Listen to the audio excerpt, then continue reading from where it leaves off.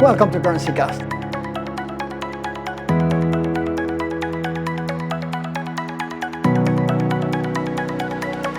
What are Treasury's main priorities and concerns for this year?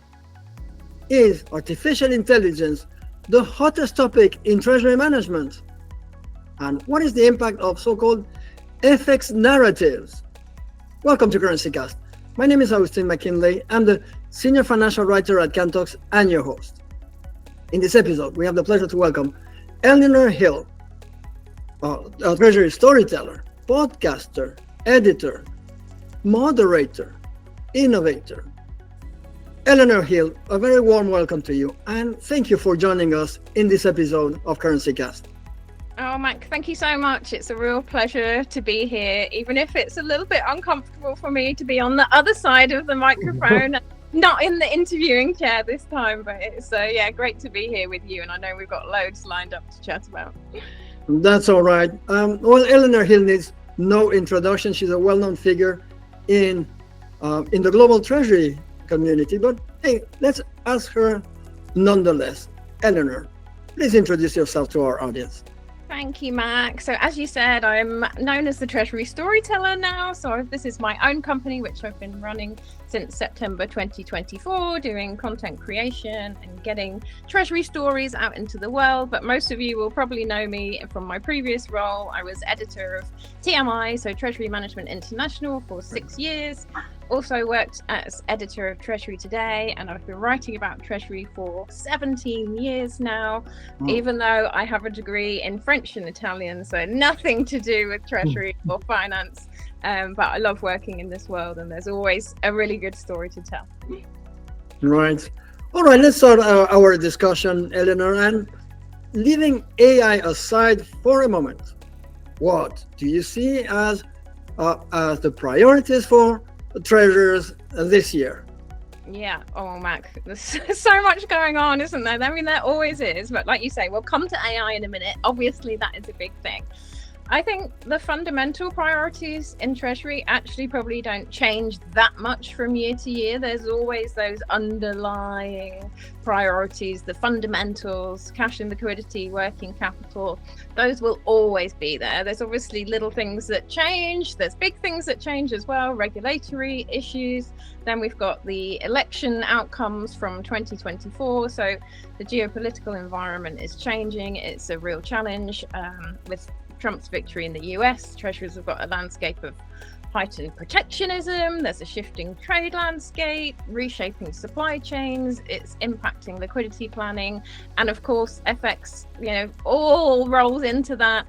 So there's a lot of volatility around the question of the dollar and its role as a reserve currency. How is that changing? We've also got things like CBDCs out there that are developing. So there's so much going on for treasurers to think about. And I think it does come back to those real fundamentals. It's those themes that we talk about all the time. It's resilience, it's agility, it's proactive liquidity management. And a lot of that also feeds into the tech discussion, because there are all of these technologies out there that are developing, that are coming on, that are becoming more accessible, that can help treasurers to do this. But of course, there's things like, particularly in the FX space, it's looking at being on top of your hedging strategies, which I know we'll talk about a little bit more. So it's the treasurer wearing all of these different hats. It's something that we've got used to, the treasurer being much more strategic, being much more stretched across different areas.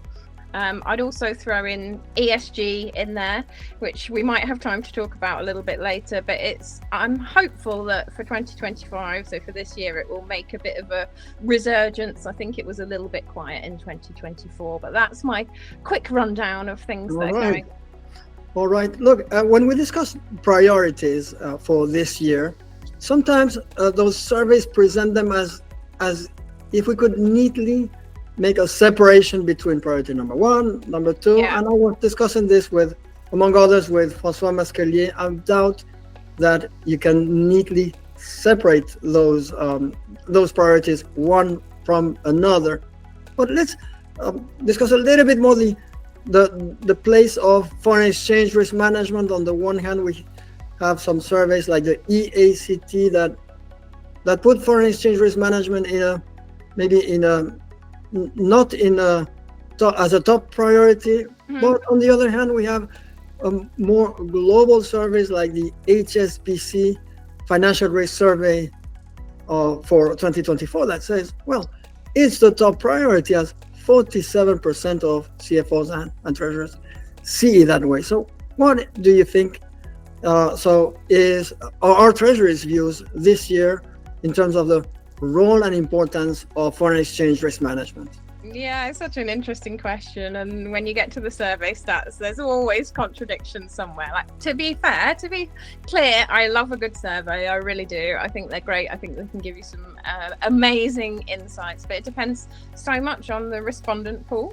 You know, for you, it's got 96% of people say their favorite color is red, and then it turns out you did the poll outside a Manchester United match. You know, this is how things happen. So I think you have to take them with a little bit with a pinch of salt, as much as they give a barometer of what's going on in the market. And as you say, so many of those trends overlap and intertwine that there's not necessarily a clear 1, 2, 3. But for me, from the conversations that I had last year and the conversations that I'm starting to have this year, FX risk is absolutely critical concern for treasurers. I would say its prominence obviously depends on the company, its operational model, its market exposure, but there's so much more cross-border business happening these days. Right. It's just so easy with e-commerce, with marketplaces, that people have exposures that they didn't have before. We've also got the shifting supply chains that I spoke about earlier.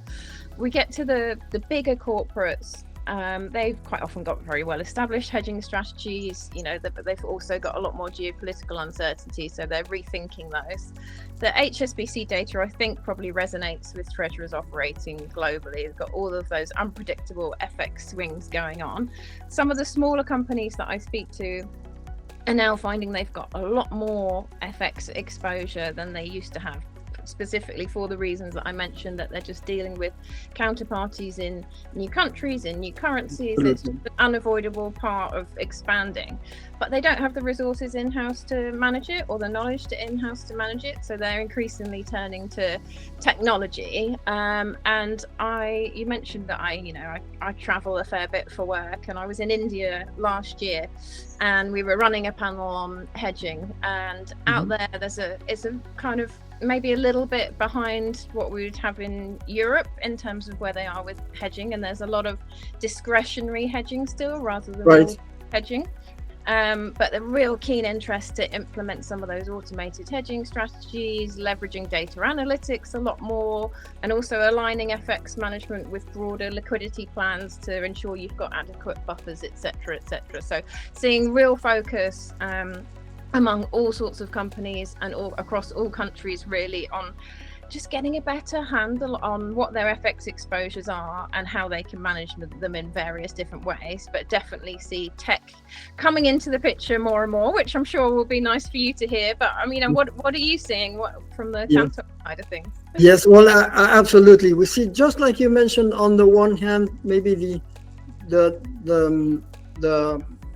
small to medium-sized companies getting more exposure to to currencies, either on the contracting side or on the revenue side, or on both sides, indeed, and that's a major trend. But we also see amongst the large companies, you mentioned that they have their FX hedging strategies already well in place, and that is the case as well in terms of their policies, but maybe there lack still in so improvements in terms of automation. To give you an example, I still see many companies, and among the largest ones, saying that a good layered hedging program starts with or goes from a 20% hedge ratio to an 80%, to a 60%, and then to an 80%. But that's completely arbitrary, and that was in an age before those automated tools like currency management automation and maybe others allow you to calibrate your hedging with much more precision. So yes, indeed, we see those trends at play. Eleanor, let's discuss a little bit AI in treasury management.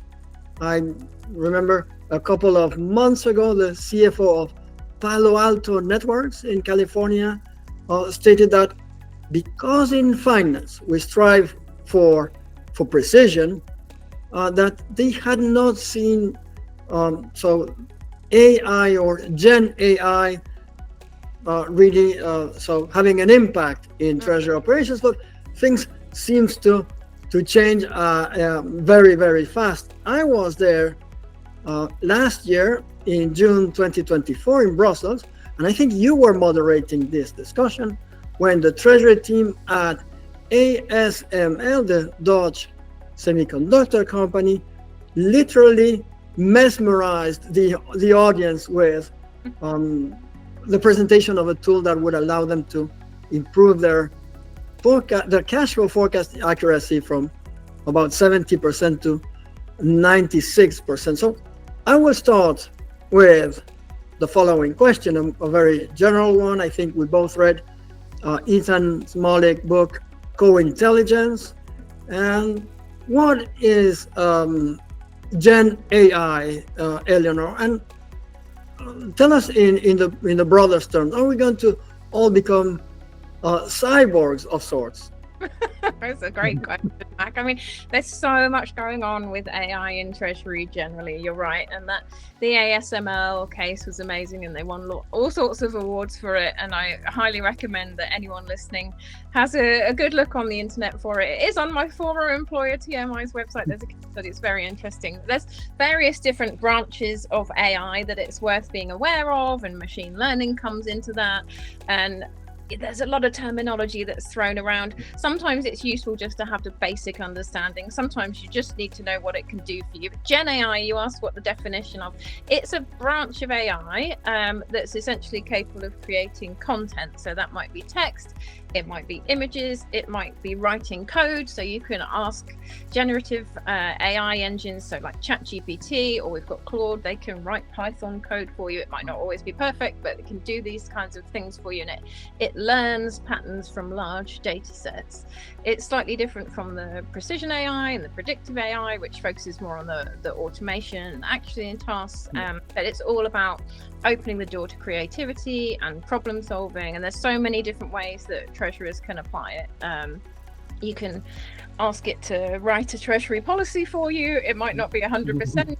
You can tweak it afterwards, but I know someone who's done it and it worked very well. And there's various other things you can use it for, like scenario generation. You can use it for presenting. We'll talk all about that a little bit more later. So I wanted to come back to your cyborg comment. So this comes from Professor Ethan Smolek, who's a great person to follow on LinkedIn, by the way, if you want to know about AI. And he has this sort of theory that there's different ways that you can start to use AI for work, particularly. So the two different ways are you become a centaur or a cyborg. So centaur, I'm sure everyone now, is the mythical creature, and it has the human torso, and then it has the body of a horse. And there's a very clear distinction between those two parts. So the analogy there for using AI is that you've got kind of a strategic division of labor. So you have the AI doing some tasks and the human doing other tasks, and they don't really meet and intertwine. And then the cyborg, which I'm sure we all have a picture in our head from sci-fi of that kind of thing, is very much a blend of a machine and a person. So it really integrates the AI and the human side of things. So it's not just delegating tasks to AI, it's really intertwining those efforts. And it's kind of the embodiment of what the trend that we see, which is called human plus AI. So it's using AI to enhance your human skills and to make you better at work. And there's all kinds of different ways that you can do this in Treasury. You can use it to look at your cash flow forecasts, you can use it to automate reporting, optimize hedging strategies, but ultimately there's always still a human in the loop. And I think that's the really important thing when you're looking at AI, is that you've got to have that responsibility and accountability and a backstop. So that's where the blend comes. But right. It's a fascinating read, that book. For anyone who hasn't read it, Ethan Smolek's latest book, just have a look at it, have a read. There's all sorts of great stuff in there about AI. Yes, I fully agree. Now, Eleanor, you travel across the world. You come from, well, you've been to the Middle East, to Asia, to India, to so many places. Are perceptions different according to what part of the world you're in regarding the use of Gen AI in treasury operations? Yeah, I see actually a lot more interest in AI generally, including Gen AI in the APAC region. In India, it was such a hot topic when I was there last year. Everyone is interested in how to leverage it properly. I would say within some of the more Western European countries, there are a few treasurers who are really far ahead. They're really embracing it, getting on with it. I see a lot more skepticism, though. I don't know if that's kind of the European mindset, particularly, looking at stereotypical countries like the UK. Some of the UK treasurers I speak to are maybe a bit more cautious about adopting AI.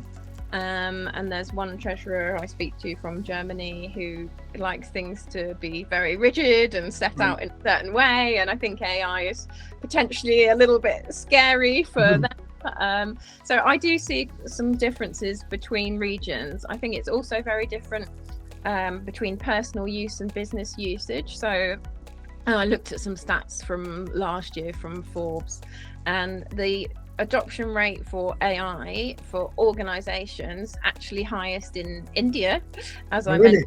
Yeah, 59%, and then followed by UAE, then Singapore, then China, and then Spain and France and all the rest are kind of quite far down.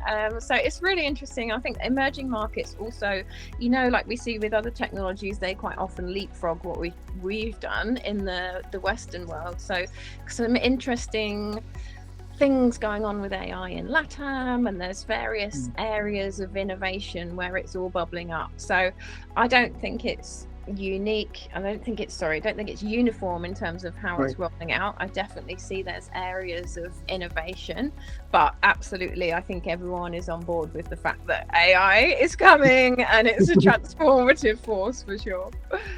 That's right. That's really interesting, that global view. Now let's go back a little bit to that session at the EACT summit when the public was got so enthusiastic about those tools that would allow for more precision in cash flow forecasting. And I say this because at Cantos we have a somewhat out of consensus view about the importance of having super accurate cash flow forecasts when it comes to foreign exchange risk management. And that's because the programs that we create, either micro hedging programs for firm sales or purchase orders or invoices, or even programs to defend the budget rate, and layered hedging programs, well, they handle the problem of cash flow forecast accuracy pretty well. So leaving that aside for a moment, tell us what you already mentioned a little bit, but give us a little bit more detail about other potential applications in treasury management. Yeah, you know what, you're so right, Mac, that everyone focuses on the cash forecasting. It's the thing that I think for as long as I've been writing about treasury, everyone's been complaining about their forecast. Everyone's been trying to solve it. So I kind of understand where they're coming from. They're looking at AI as a silver bullet, but I like a non-consensus view. I'm just going to say that. I love being a little bit different. And I do think there's a lot of other things that treasurers can do with AI, a lot lower hanging fruit, and things that could potentially deliver more value. Actually, you can look at other kind of exposures as well. So you can look at your FX exposures. You can analyze massive data sets, recommend optimized hedging strategies. I did a survey last year among treasurers around what they're looking to do with AI and where they want to introduce it. And some of the other use cases were fraud detection and prevention. I did a very interesting case study with a treasury function in the UAE that had built their own in-house AI tool just for looking at fraudulent payments. They're also looking for duplicate payments that were going out to suppliers, stopping those. So all kinds of interesting things going on there. Regulatory compliance. It could be really, really basic things. So many of your listeners will be familiar with James Kelly, who was treasurer at Pearson. He's now running his own AI company, and he's in the middle of building a tool which it just fills in KYC forms for you. So it just pulls data from various different places and populates form for you, just to reduce that workload. And there's all sorts of simple things that you can do there. There's lots that you can do around automated reporting, and then there's really, really simple things like using AI essentially as a treasury assistant. You can get it to schedule tasks for you, send automated replies to certain emails. It's just some super simple things that are really quick wins that essentially give you more resources within your treasury department because you are using AI as an extra co-worker.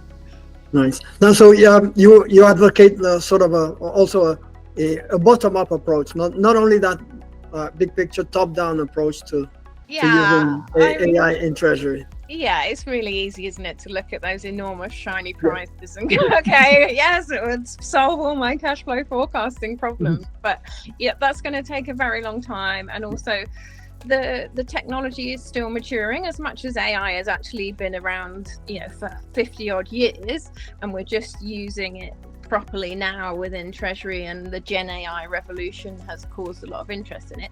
It is still evolving. So if you're taking on a massive project like that, it's going to evolve during the course of it. But there's, like you say, there's much quicker wins that you can just go in, and then you get to know AI better, you get to test it better, and then you get to know the limits of it, and also how you use it in terms of compliance with data privacy, etc., because that's a huge angle when you're talking about any kind of AI. So I think test the waters first. That's my advice.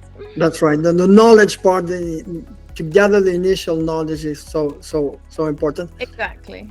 Eleanor, you define yourself as a treasury storyteller. So let's go into that a little bit. What do you mean by that? What does it imply in practical terms? Yeah, it was one of those things where, when you're trying to think of a good business name, I was like, well, what do I do? And then storytelling as a concept has become so big in the corporate world recently. People are realizing how important good communication is. I think this has actually partly come off the back of generative AI, interestingly, because people are increasingly using things like ChatGPT to tell narratives. We're now realizing how important it is to have the human element and a unique element. Coming back to what you said about non-consensus views, it's actually being someone different, being someone independent, and bringing your own voice. That's what matters most, and that's what it brings a most effective story to people. So yeah, when I was thinking of my business name, it's just kind of, it all came together, and I thought, well, this is what I do. I get stories out there on behalf of the Treasury community and on behalf of TMS providers, fintechs, banks working with the Treasury community. So it made complete sense in terms of the branding. But for the practical side of things, it's about transforming complex concepts into clear narratives that resonate with the different audiences. So sometimes it might actually be speaking to different audiences within the finance function. It might be the Treasury team, it might be the CFO, it might be helping treasurers to communicate better with the board. It's simplifying complexity, it's providing context, making things tangible, understanding business outcomes. It's also humanizing things. I think this is so important. It's bringing case studies, bringing real stories, bringing analogies, just bringing things to life and helping people to get a bit of personality into Treasury and engaging stakeholders. But as I've gone along on this journey over the last few months, I've actually realized that a lot of my job is showing the Treasury profession some more love. It's one of those professions that tends to get lost, it's forgotten about, people don't know what it is. Like if I speak to my friends about it, they've got no idea what corporate treasury is. They think it's something to do with pirates, or they get all sorts of strange analogies. And it really is about raising awareness of the Treasury profession and making sure that it counts and it gets the attention that it deserves. So that's what it's evolved into. Absolutely, really interesting that idea that treasurers need to maybe improve their storytelling skills, because they have to present their case to a variety of stakeholders. Eleanor, let's discuss now that we're talking narratives and foreign exchange. One thing that caught my attention in recent months was I called it the misleading British peso narrative, in the sense that after the crash in cable in I think in September 2022, so this perception that the pound had become an emerging markets type of currency, right? And is that that narrative took hold in a very, very negative way, because it led many managers to neglect also their foreign exchange hedging. And as surprise, surprise, the British pound rose in 2023 and this year. So we have lots of FX headwinds. We're talking hundreds of millions of pounds. And some examples include Burberry, D.A. Smith, Oxford Instruments, JDS Sports. So do you think these narratives can be or why do they have such an impact on the public and on treasurers? Oh, I'd love to know the exact answer to that. I do think people get caught up in a kind of herd mentality.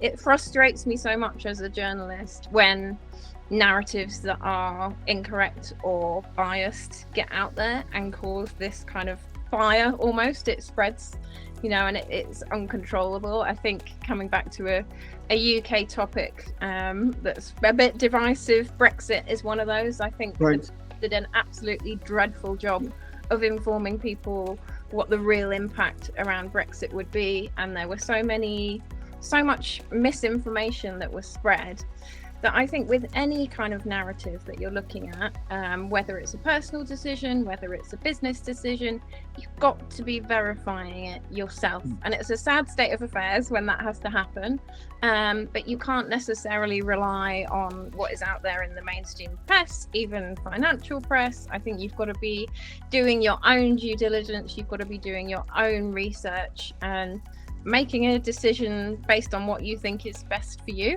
Obviously, there's certain experts whose opinions you will factor in, but I really think that sort of trust and verify piece is missing in a lot of the narratives that go on today and the way that they're used. So yes, I don't know. The whole industry needs revamping, but that's a tough call for 2025.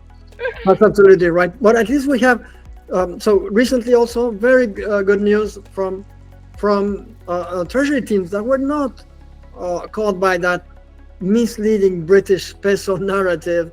And I'm referring to EasyJet and to Jaguar. They presented, in the case of EasyJet, stellar earnings report, and so calling the attention to their layered hedging program, which means that in a disciplined way, they had already started hedging by layers well before the materialization of those exposures. So that's a disciplined approach, one that did not buy into that misleading narrative. Exactly. Now, speaking again of narratives and FX, some people say that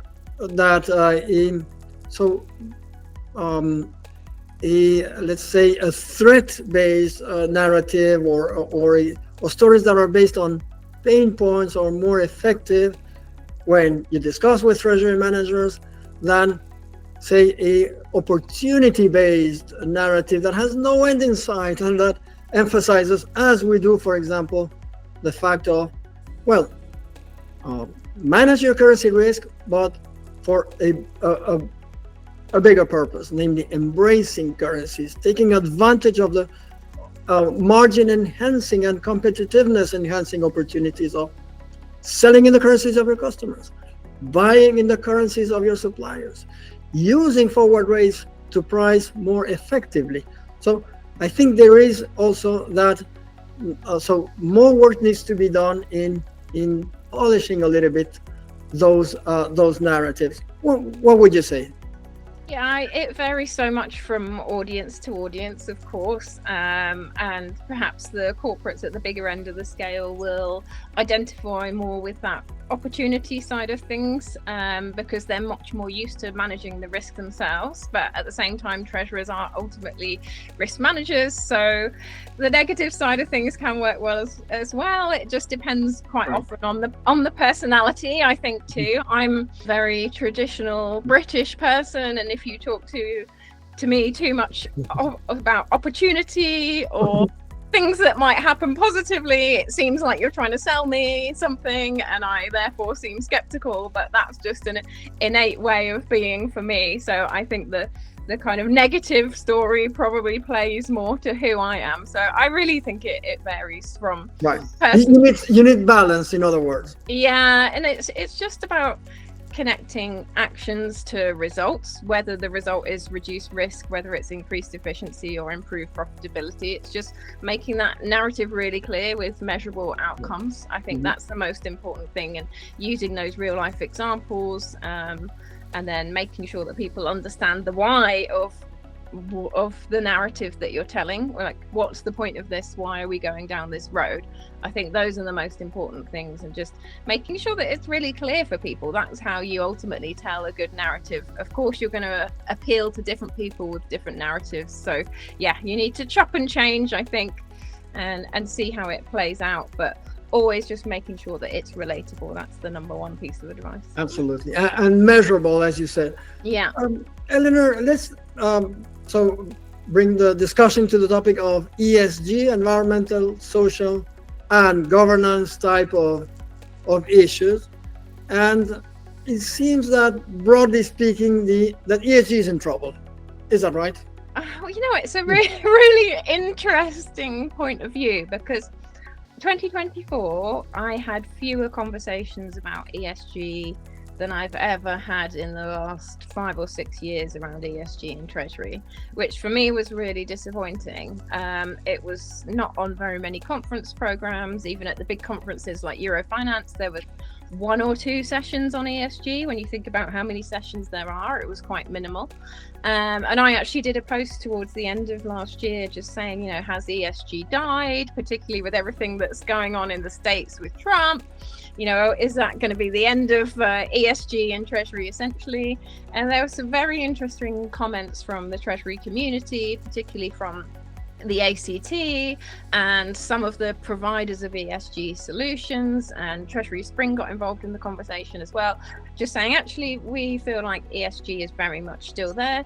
It's just evolving in the way that it presents itself in business.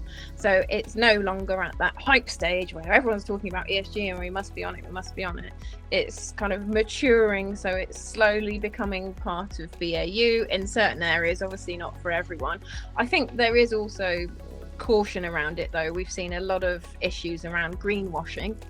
So I do think people have pulled back in that sense, but still seeing a lot of treasurers doing some interesting things with sustainable supply chain finance, green bonds, sustainability linked loans, social bonds. There's definitely a spread between the E and the S, looking at things like carbon offsetting, carbon accounting even. I did a very interesting podcast on that last year. I think there are interesting things happening. One area where I've seen less ESG is in FX. So a couple of years ago, you'll probably remember there was some ESG linked FX derivatives thinking about, and that was a big innovative thing at the time. That seems to have gone very quiet.